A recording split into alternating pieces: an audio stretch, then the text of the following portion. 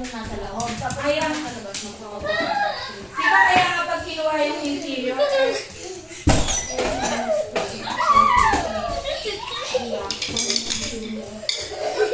ako muli yung exterior.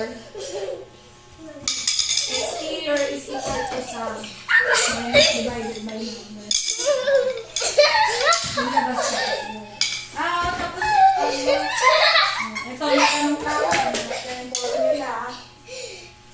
The sum of the measure of the interior